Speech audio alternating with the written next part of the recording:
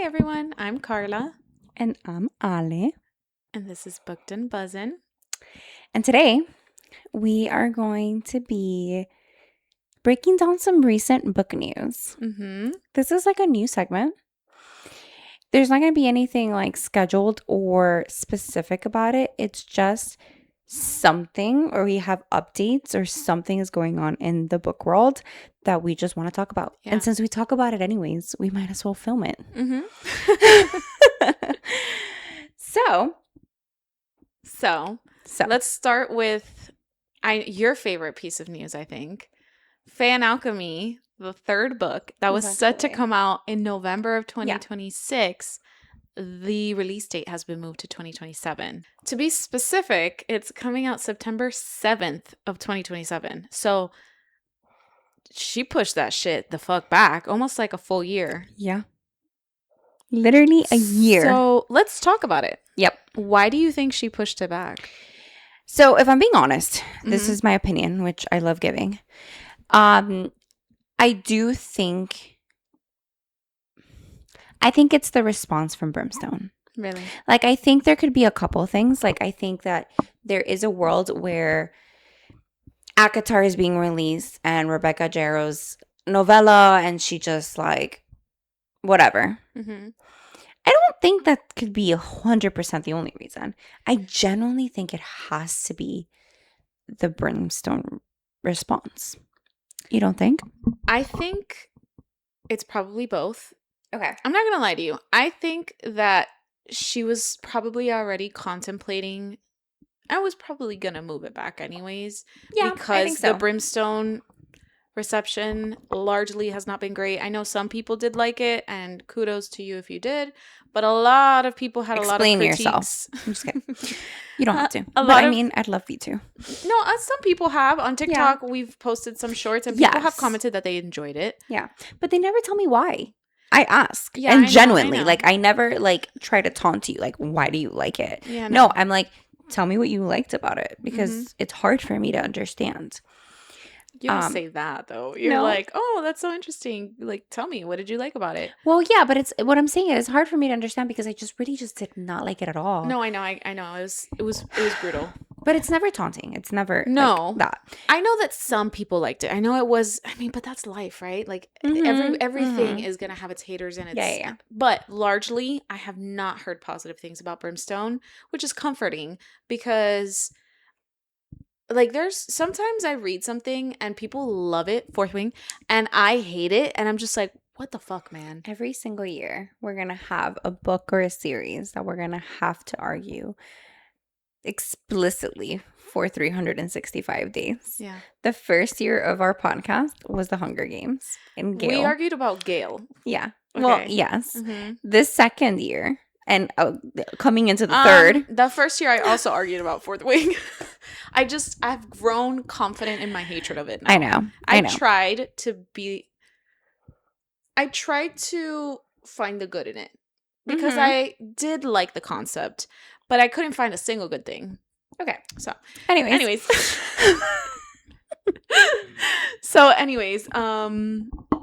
I know that some people like Brimstone, not a lot, but it was comforting to know that, like... The majority of us. That, like, I'm not crazy, that it wasn't a good book. Well, I agree, because I think generally speaking, when Carla and I are reading a book and we're going to film about the book, right? We try our best to have original thoughts. Like, we...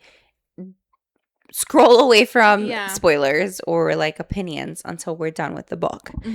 And so when we were done with Brimstone and we're both like chronically online about it, the response was validated us in a way. Because here's the thing, I'll read a book and I'll finish it and I'll be like, this was a good book, I guess, but I didn't love it. Yeah. Like Quicksilver. I liked it. Like, I was like, okay, it's lacking things for me, but I gave it a 3.5. I was like, it's not, it's all right. It was okay. Yeah, I liked it. Or When the Moon Hatched. It was good, but there was things that I didn't like. It didn't fulfill me. Yeah. So I can read a book and be objective. Fourth Wing, I don't understand. But whatever, we won't get into that. But I can be objective in my dislike for a book. With Brimstone, I finished it and I was like, esto fue una mierda. I was like, no, but like actually, I couldn't be like, it was all right. No, it became. I was like horrible, beginning to end. But here's the thing. Not beginning. I did like the beginning. Listen, I'm telling you, I think it was like chapter 18 or 20 that I was like, yeah. Prior to that, it was coming. It was coming along. It was fun at the beginning. Yes. But here's what's funny. This was so bad that I remember rage reading it. And it getting so bad that I was like, Carla, you need to finish this book. I know. Like, and just you need to so that I can vent about it appropriately. Because the ending was so bad for me that it was comical. It was just like, oh my God, I actually did in fact spend November to February getting through this shit. February. No, what? November, December, January, February. I'm not good at math. 4 months. We dragged this book for 4 months. Anyways, so it was just really, really bad for me. But I do think that she had to have received the response. Oh, there's no way that she didn't know that everybody was like, hello, what the fuck? I don't think she said anything. But what is she going to say? I don't know. You put it out there. Your art is out there now. So you just have to sit with it. And like, it's not to shit on her. I really do think she has great potential. But she just came out with Brimstone. And whatever she had planned, I'm sure needed heavy revisions. So I think that she was probably postulating the idea of moving it anyways. And I want to preface with that. I don't know how much of this decision is the publishing house versus the author. I don't know the logistics of that. And people love to tear us apart in the comments about like, oh my God, you guys are so weird. It's not about, it wasn't the author. It was the publication house. When we were like, ooh, Rebecca Yarros, that was shady. People were like, you guys are shady. You guys are weird. It was like, I don't think so. But no, I still think, I stand by my thoughts. But anyways. So I think in part, I do think that she saw, oh my God, ACOTAR is coming out and Rebecca Yarros is coming out with another book and my book was ass. We're moving that shit. Know. And if it wasn't her, then it was her publication house being like, listen, bitch, you need to fix that shit. Arréglalo. Fix it. And there's these two like major romantasy books coming out. Yep. No. But here's the thing. And I know I've said this before and I need to say it again. I do not blame Callie Hart solely on how shitty the book was. Why not? Because how did it pass editing and publishing? Because I've seen my For You page is an interesting thing. And for some reason, at some point, I was like, how do you publish your own book? I think it was because of the Callie Hart publishing Quicksilver, and I was just curious. And so my algorithm just started sending me a bunch of people talking about editors, talking about publishing and self-publishing and blah, blah, blah, blah, blah. And when they were just giving like tips.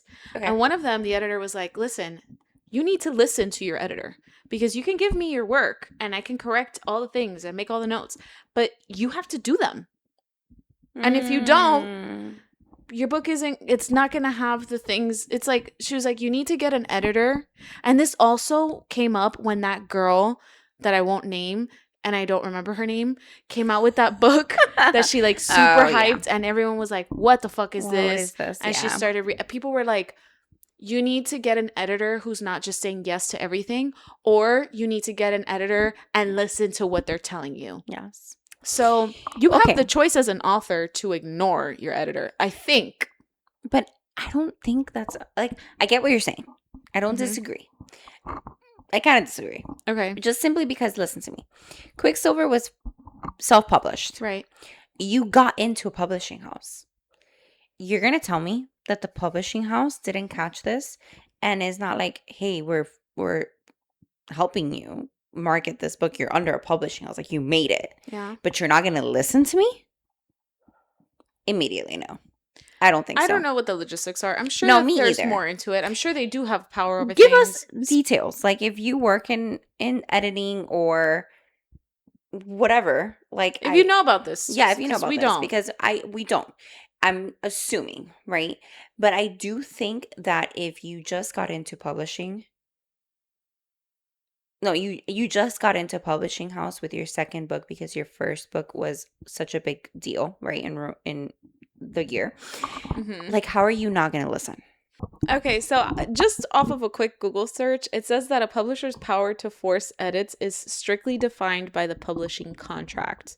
So publishers hold a lot of leverage because they invest capital to produce and market the book, but authors typically have contractual rights to dictate how much of the story can be changed without their explicit consent. That sounds like the publishing house has a ironclad contract, and it's insane to me that this book was published. No, it says here that like it's strictly defined by their contract, whatever the contract is between the author and the publishing house. I know, but the publishing house wouldn't offer a book that the contract wouldn't give them an upper hand. Why would you do that? Oh, no. George R.R. Martin has not finished. What is it? The Tides of Winter? Oh, my God. What is the fucking book called? Okay, but come on. It's been years, bitch. I understand, but you're not going to compare. No, but okay. The Name of the Wind. It's supposed to be a trilogy. He wrote the first 2 books. The third one, he stopped writing because he became super depressed after the second book. Him and his wife divorced because of how much time he was spending on the book. And he hasn't released that third one. I know, but... I'm just saying, I don't think it's as... I have the strong opinion that the publishing house didn't do its job. I don't know enough about the mechanics of this to give you a strong opinion. Just giving opinions. I just think that I think it can be a combination of things. I genuinely believe that she saw the reception for Quicksilver and it was largely good, but there were a lot of people complaining about how long it took for literally anything to happen, how it felt like you were just reading like filler for a lot of it. Yeah. And I think that because Quicksilver was huge, dude. It was like the book unknowingly that everybody was talking about.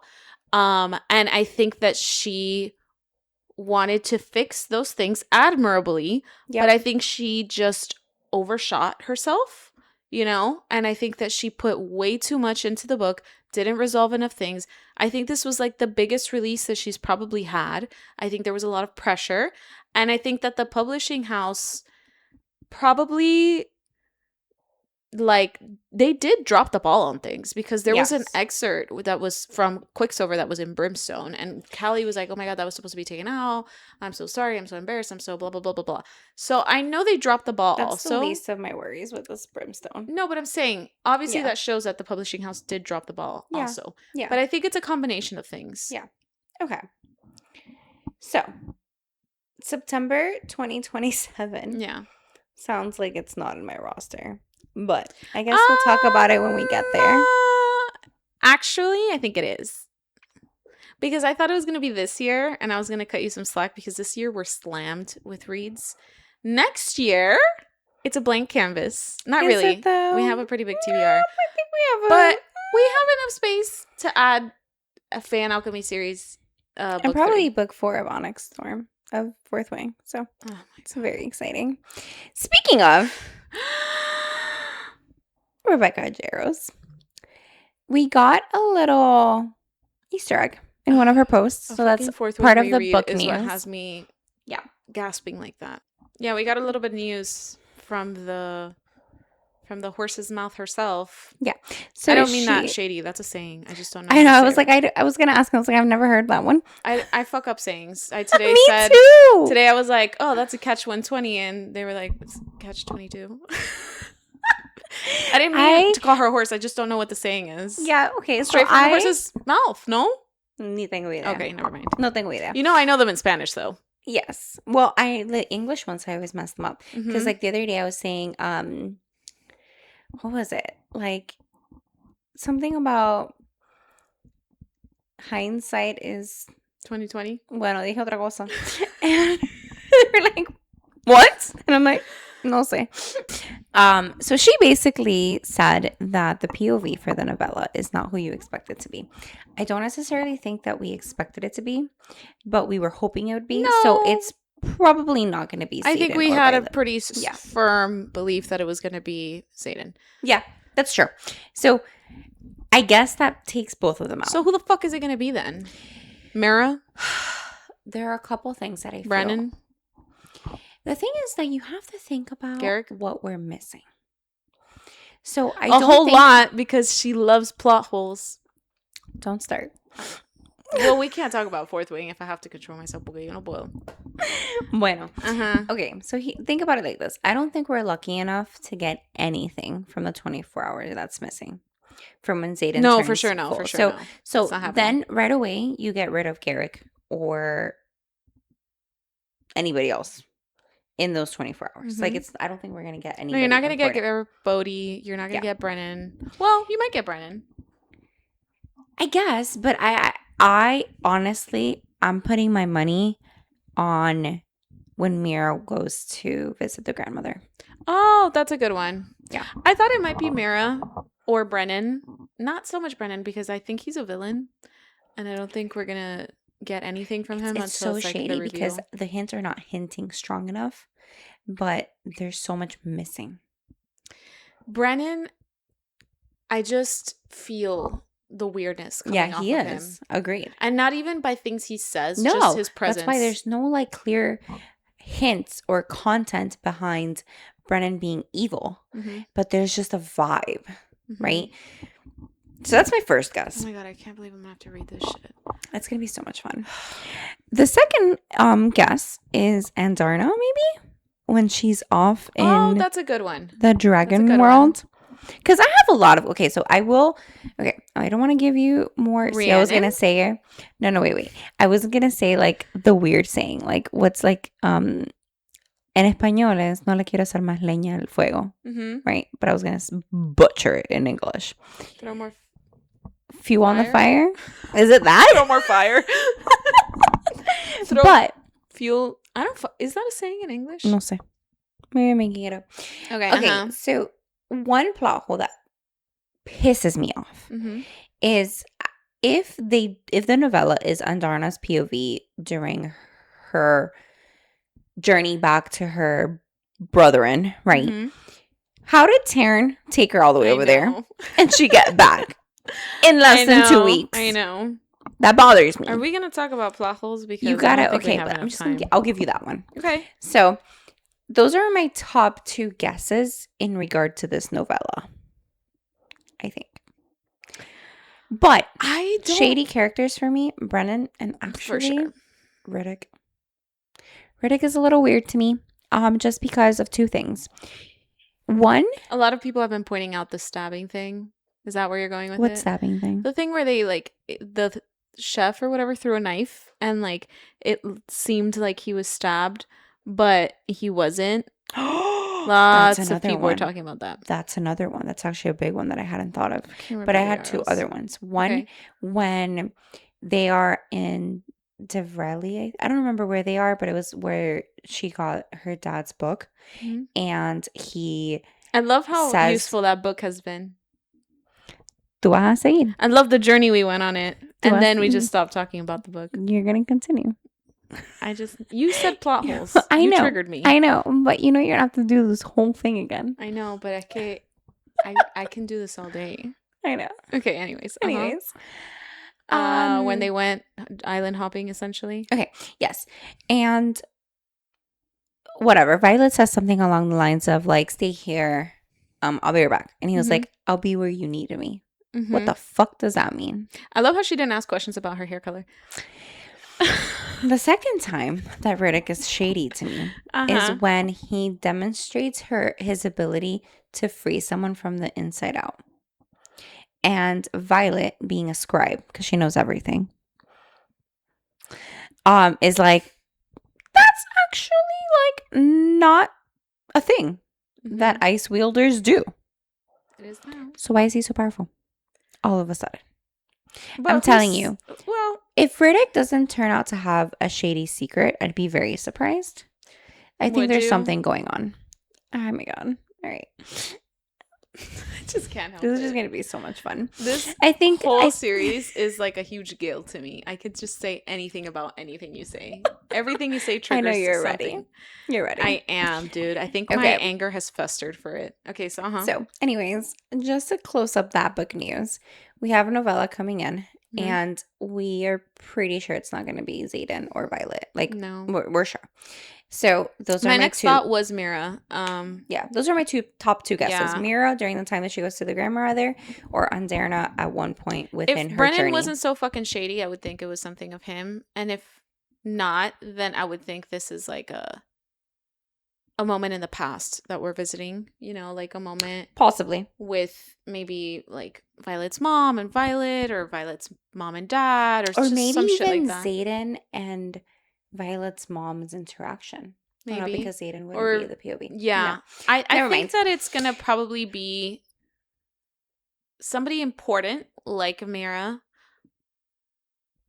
but obviously not a main character. And the thing is, I wonder even like Dane. I'm not trying to talk shit. Yes, that's actually a good one. Yeah, Dane and like that's a good one. The side Sloane thing going on there. You're like, I fucking hate all of them. I actually like Dane. I know, me too. Dane, what is it that he says? Don't I know it? Don't I know it? That was amazing. I was like, No, Dane more than redeemed himself in the second book, in my opinion. 1,000%. But Violet was still a bitch. Oh, was she? Yeah, I will give you that. I will give you that. Okay. All right. Well, listen. So, when we do cover the Fourth Wing series, which we will in depth, happily. Yes. Very happily. One thing you'll notice is that I think that there are things that I love the story. I do. I know. It just is what it is. But I will give you a lot of things are wrong with the series. Yeah. But Dane, we will totally agree on the fact that he was fucked up. And then in the second and third book, I honestly don't even think he was fucked up. I think he has an intense personality. I think he's very like it was his belief system. And I think he's a fucking child who believed in his father. Yep. 100%. How fucking how could he? How could he believe his dad? Wow. No, but that's not what I mean by fucked up. I mean Violet's like perspective of him. Like, how could you? Totally wrong. How could I? What I meant my fucking dad, and I thought you were getting into bad shit. Like, exactly. You're my best friend. Fuck you. I love you. Sorry. I meant by fucked up just like his trying to control Violet all the time. Yeah, no. Yeah. In the first book he was fighting. He went overboard for sure. And like saying that he can't love her. Just like he was insoportable. He was. In the first book he was. Yes. But his intentions at the end of the first book, I don't think were bad. No. And I think her reaction was so blown out of proportion and fucked up. And fuck you, Violet. And totally riled up by Xaden. And hypocrite. She's a fucking hypocrite because she did the exact same thing to her friends. Anyways. I know. I don't disagree with you. You're okay. You're in a safe space. I'm like fucking shaking the shit out of my foot right now. So anyways. Mistborn is getting movies? Yes. So not too long ago, we talked about how Brandon Sanderson secured like this deal with Apple TV, where he has complete creative control over his Stormlight Archive library. Yep. And we get our first announcement that there's going to be a Mistborn movie series already. I don't know how many movies are going to be in it. I don't think there's a projected release date, but this is so exciting because people are saying that this is going to be the release of the decade for fantasy. Brandon Sanderson's Mistborn is huge. I can't believe we haven't read it yet. It has been so high on the TBR. I know. It has been intentional that we haven't read it yet because I have a very strong feeling that it's going to alter our perspective of a good book. So, this is really important because I think as a book talk community, I need thoughts. Yeah. No spoilers because we haven't read it yet. But we have basically planned out our year based on this belief, right? And it's not because we don't think that we will love the books that we've already read, right? Because pretty soon we're starting the ACOTAR reread for the release of ACOTAR 6, which I'm really excited about. We both love ACOTAR. Yeah. We love Throne of Glass is top tier. She's going to like Crescent City. And then after that, we're going to dive into, our goal was, we're trying to dive into Daughter of No Worlds before we dive into Mistborn. Because I think the way that I'm viewing Mistborn in my head, Throne of Glass changed my perspective. Yes. It altered my brain chemistry, literally. Yep. So if I had read maybe Quicksilver before Throne of Glass, maybe I would have given it a 5. After Throne of Glass, nowhere near. Say that. I'm saying Throne of Glass drastically changed. Yes. It gave me everything I wanted. Yes. You know, it gave me the yearning. It gave me the payoff. It gave me like the pain, devastation. Destroyed me. It gave me enough like payoff to make the destruction realistic and worth it. It gave me a journey, a long and hard and realistic journey. Yep. It gave me amazing characters. So it was just a very well thought out, well written, complex series of books. Yes. And it took time for me to like people. Mm-hmm. I have a feeling Mistborn is going to do the same thing. Yeah. I mean, it's stepping into a little bit of a higher level of fantasy, I believe. I think so too. So it's going to be more complex. But listen. And it just, I know once I get another Throne of Glass hit, I'm going to be chasing it again. Yeah. And whatever comes after that, you know what came after Throne of Glass for me? Fourth Wing. And I hate that series. But I think if I had read Throne of Glass if I had read Fourth Wing before I read Throne of Glass, I feel like I probably would have been able to stomach it more. That's fair. Because I went from just like such a great series to, although it's a good concept, there's a lot of things that needs to be fixed to compete, in my opinion. Yeah. So that's kind of why we've structured Mistborn towards the end of this year, because we wanted to get through a lot of books that we've had on our TBR or that are just coming out before we face a big juggernaut that's going to change us. Yes. But I think it also leads me to say, and not in any type of way, but I do think our taste in books is changing. It has, yeah. I do think our tolerance for some romantasy has lowered. Yeah, I would agree. Like, I think our tolerance of some of the books that we're reading, we're kind of like, I think we talked about this before, and I think that it's nothing to do against romantasy at all. At all. Because we're huge fans. Yeah, but I think that we have changed as readers. Yeah. And what we want to read now is more complexity. Yeah. And I think it's unfair to read romantasy and hold it to the standard because romantasy is a perfect mix of things. Yeah, you know? I agree. And so if what we're looking for is higher fantasy, obviously we're not going to get it in romantasy. Exactly. And that doesn't mean that romantasy is wrong. No. It just means that we as readers are changing our wants, which means that we need a different genre. Yeah. Or not maybe a different genre, but a different expectation. It's like reading a thriller, but expecting to get the cozy feeling from it. Yeah, it's like such a great point. Then pick up a cozy book. Yeah, like this is not what it's for. That here. Perfect. So I think it's that, because I don't want it to seem like we don't like romantasy and we think romantasy needs to be changed to fit. I just think that what we want is a fantasy book with romance in it. Yes. Mm-hmm. I think this conversation started for us with that like spice topic. Yeah. Right? Like it was like, we don't have anything against love and romance and sex in books, but we started reading books in the last year that falls into the romantasy genre that were like all sex. Yeah. And we were like, I don't want this. Yeah. And it just so happened. And I've actually seen a lot of creators talk about how that's not the point of romantasy, and it's becoming a little bit too, like, I think a lot of people are tired of that. I think it has a space. I do too. It's not romantasy though. You know what? I think that romantasy has become so massive. Yeah. That I think we can have subsections in romantasy now. That's fair. Where it's like smutty romantasy, you know, medium romantasy, plot-driven romantasy. Like, I would say, honestly, that When the Moon Hatched, there is sex in it, but I would say that's more of a plot romantasy versus like Brimstone, smut, romantasy. You know what I mean? Like, I just feel like there's a spectrum. I think like romantasy, well, I don't even know what the fuck that is. No, I think Fourth Wing has sex, but I don't feel like it was overdone. Alejandra? What? Okay, maybe the second book. Alejandra. But the third book, no. And the first book, no. The first book, no. There was like, what, 2 scenes? She's horny for him the entire book. That doesn't mean it's happening. Alejandra, she almost fucks him when Taryn and Scal are having sex. I know. It's a thing. It's a part of the world building. All right. We'll agree to disagree on this one. But sure, we could classify that somewhere in there.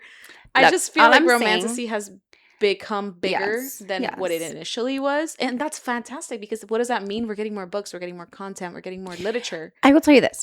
So we are mid-read of A Ballad of Falling Dragons. Mm-hmm. And I have thoughts. Mm-hmm. Yeah. Wait. I think she's a little bit more ahead of me. Yeah. But I will tell you why, like, I have proof that I do like romantasy. Like, there is a couple moments where Con says things that I'm like, no, listen to me. I love romance in my. Yes. How about this? If I read a fantasy book and there's no romance in it, I yearn for it. Yes. Like, there was a book that we read. I forgot War. which one. Poppy War. That I was like, this is great. But, and listen. Not in the context. It's not the book that needed romance in it. It's at not. all. It would have made no sense. No. And not every book needs to have romance in it. Correct. And it's what we said. Like, it's like reading a thriller, but expecting a cozy feel. Like, you're reading the wrong book. Okay. So, like, but I was like, it was good. I liked it, but it was missing something for me. Yeah. One of the things was romance. Like, yep. I want that in a book because I like it. I think it's cute. I like when there's a character that makes me giddy, like that makes me kick my feet, and that makes me like. Con has done that. I love Con. Yeah, I love Con. He's perfect. Rave. Don't start. Don't start. Okay. Worse than series. Oh my Alejandra, God! You had to. You had to. No. Listen to hasta aquí. Listen Estoy hasta el último pelo con esa chiquita. No. You're not going to sit here and tell me that Rave is worse than series. You know what? But listen to me. I don't think we have enough time for this. And I know I opened this. No. 0% chance. 0% chance. Series was insufferable. Okay. Up a high horse. Just wait. Just disgusting. I'm going to convince you because I have shit to say. What chapter are you on? No, you're not there. All right. Dude, I have shit to say. You're never going to. Okay, but you're not going to convince me that Rave is worse than series. No. Yes. No. Yeah. Nope. Yeah. No, I can't. No puedo con esa chiquita. My God, she's so avoidant. I don't give a fuck how avoidant she is. She's not worse than stupid series. I would disagree there. Stupid. Literally just absolutely a wet mop of a fucking character. Okay, but Rave is infuriating. She's not a wet mop. She's infuriating. We'll talk about it, but I feel so strongly. Yes. Rave pisses me off. Not the point. We're reading The Ballad of Falling Dragons, right? And I'm kicking my feet up at some of the things that Con has said. No, Con is great. He's great. 10 out of 10. Yes. In terms of like strong male character. Something that he said. Calls her Moonbeam all the time. Oh my God. And it's always like she'll be pissed as fuck and he'll be like, Moonbeam. And I'm just like, oh my God, that's so cute. Or when he okay, so you've already read this part, but like the part where she like shows that she's like worried and he's like, what's that? Yes. He's so like, she'll be irritated and he'll like be like, hey. And she'll like scowl and like growl at him and he'll be like, you can growl all you want, but there's nothing you can ever do that'll make me not love you and you're the most beautiful thing. And then she's like, okay. So I know. I just love him. He's great. He really is a fantastic character. So, circling back. Right. Mistborn is going to be a heavy hitter for us, I can tell. Mm-hmm. It's been really on top of our TBR. And just because we really love content creating, right? And we love the books that we read. Yeah. We have scheduled it for the end of this year. But once we get to it, I do feel like it's going to change. I mean, I have high hopes that it will change our brain chemistry and the way that Throne of Glass did. I think it will, just because of what I've seen. Yeah, I don't know anything about the book. I don't know anything about the book. I know very little, actually. I know, like, somewhat what the concept of the book is. I have zero. I do know that there is romance somewhat because my brother read it and he told me. My brother, he's older than me and he normally will recommend something and I'll be like, I'm never going to read it just because he told me to. Because I'm his little sister and, you know, yo soy una pesada. But he's very well read and he was like, listen to me. You're going to like it. It's a female lead. There is romance in it. And it's a fucking great book. It's amazing. And my brother has read a lot of things. So for him to tell me it's a great book, it is. Yeah. And plus the online, like, reception to it. I have tried my hardest, and I don't know how I've done this for basically 2 or 3 years that I've been wanting to read this book, that I have zero spoilers. Mm-hmm. Zero.